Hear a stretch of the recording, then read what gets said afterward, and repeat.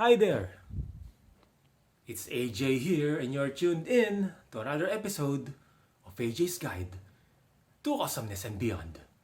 In this episode, I'm inviting you to join me as I take a very long walk from my house to the nearest river, and I'll share some thoughts, future plans, and show you around some of the famous landmarks as well as I take a stroll to my target destination.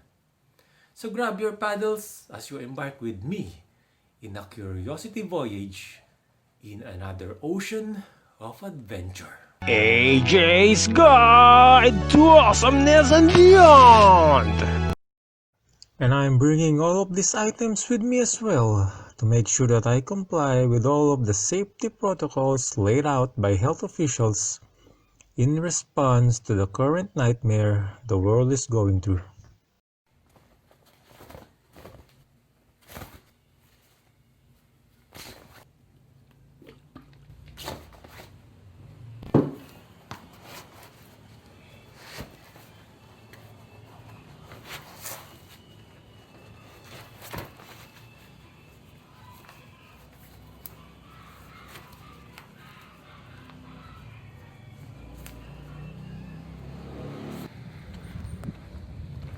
No, I won't be documenting my entire about 40-minute walk to the nearest body of water, but I am gonna be showing some landmarks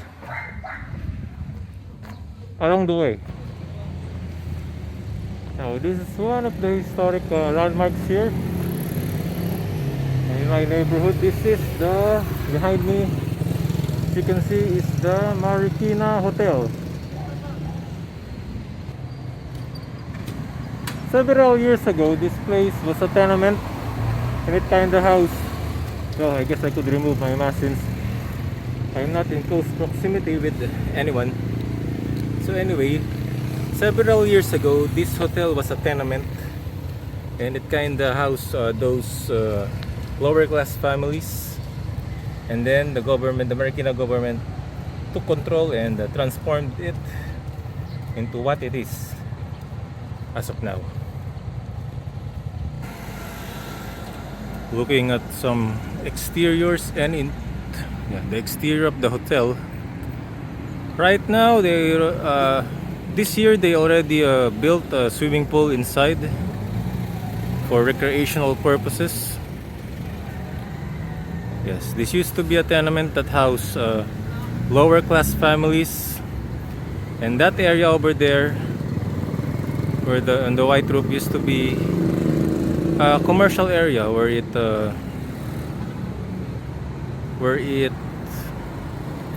a commercial area where it generated a beehive of activities. There used to be a bistro there, a mini shop, laundry shop, and even a spa. But now they eliminated all of those establishments and converted it to something like this. And just behind the hotel is the convention center. Throughout the years, this place has housed a plethora of events and activities such as stage plays, concerts, meetings, conventions, high school balls, and even some graduation ceremonies. However, due to the current time frame the world is going through, it is closed for obvious reasons. And just a quick FYI, this establishment was also the shooting location of the now defunct TV show Junior MasterChef Pinoy Edition. Inside this remarkable building was where they taped all of the episodes of the said program, which aired from 2011 to 2012. Okay, yeah, face mask off since I'm in no close proximity to any human being or animals for that matter. Now the reason why I decided to take this long walk is because ever since the lockdown began, I've just been quarantining myself at home, working from home, and my steps kind of reduced according to Google Fit. Before the coronavirus pandemic began, I always take daily long walks as part of my exercise routine when I go to work, but it has reduced significantly because of the current scenario that I'm just staying at home, working at home. So I think even a few months up, it has been about 4 months and counting already. So I decided to why not take a long walk today and document it as well and tag you along with me.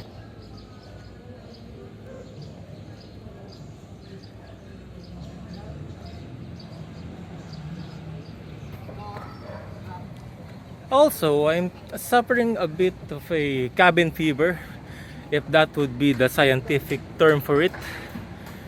You know, when when you have just been confined in the boundaries of your house, in your city. I haven't gotten out. I haven't traveled to another city for that matter.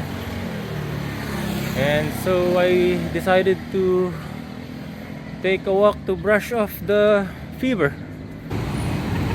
Oh yeah, taking the footbridge here, show you guys around this sea of vehicles.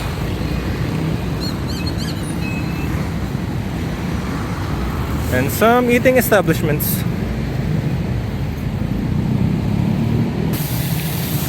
Okay guys, I'm now halfway through my journey.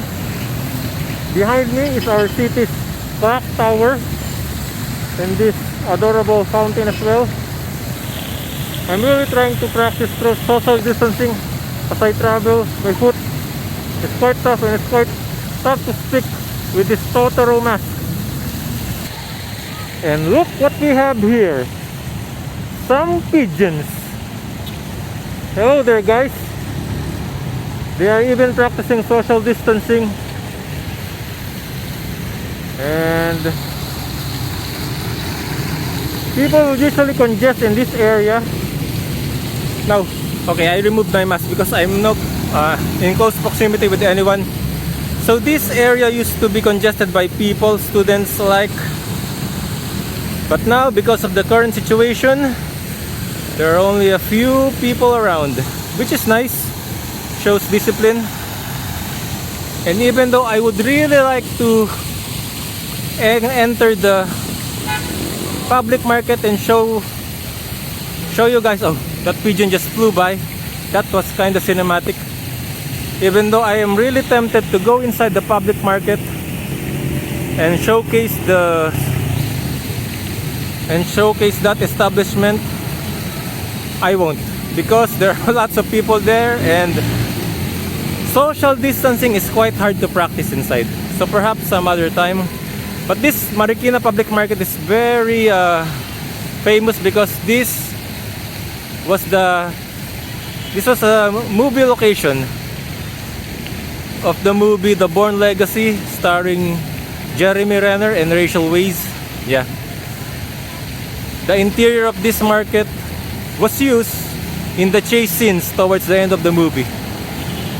I'll showcase this place another time.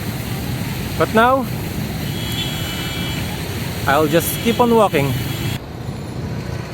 Hey, I am a few moments from my point of destination, and I would just like to show another landmark on my way, which is the Loyola Cemetery. It's one of the biggest cemeteries here in Marikina. And yeah, don't worry, I took my mask off because there's no one in close proximity, so basically I'm safe. And this is an emotional landmark for me because my grandfather is buried here, buried inside this compound, and my uncle as well, who is close to me. So I'm about to put my mask on and take a few steps towards the nearest body of water. And I finally made it I'm here at Riverbank Center. The river is just down there. And I made it to my point of destination. Welcome to Riverland Express. Well, the river is just down there. So yeah, okay, no one in close proximity. I deeply apologize as this episode will not tackle any more food reviews. The restaurant that I'm supposed to buy food from is currently closed due to their strict compliance with the government's lockdown. So yeah, this is the river. This is called the Marikina River.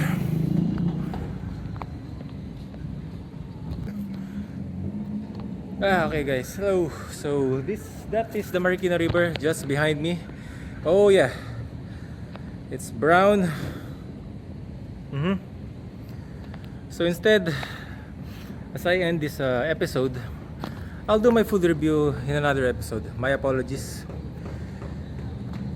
So just join me as I rest a bit. Okay, now I'm down here. I need to put my Totoro face mask on and some glasses. Well, because I use glasses, and glasses are also in a way protection from the virus. Because as I walk, there are people passing by, so for safety reasons. But I am more than 6 feet apart from them. So this is the Marikina River, and during this Spanish colonial period, the 1500s up to the 1800s, this is an important transport route for them. So as industrialization grew, the world evolved. This river became idle. It's no longer used for transportation whatsoever, but it surrounds the city of Marikina. This river is along, it is just one of its stretches. It stretches, if you look at the map of Marikina City, it basically engulfs the city itself, and it also connects to the Pasig River. And every time that the river, and every time the water overflows during a storm, the water is ejected to the Laguna de Bay. So now let's go to some of my personal, a little bit of myself. So when I returned here to the Philippines after a 3-year work stint in Malaysia, I actually had 2 pending overseas applications back then. Now, life has its unsuspecting twists and turns, and unfortunately those 2 animation studios weren't able to process my visa. Either one of them, and so I got stuck here, which I really don't like. Eventually, last year I was able to find another prospective employers who are interested in my services as an animator. I have 2 or almost 3 pending applications abroad, and unfortunately enter the coronavirus pandemic, so everything is put on hold. Working overseas again and eventually migrating has really been my top priority ever since I returned. And right now I just have to believe and play it by the ear. We never know what will happen when this pandemic will end, and if it does, what's the status of my applications. But now I'm just kind of vlogging it And I'm not yet in a position to rely on YouTube on vlogging for income. I'm not yet there, but I don't know if I'll get to that point. But I'll just enjoy vlogging to express myself and show my creativity as well. International travel is still restricted, unfortunately, and I can only vlog places near.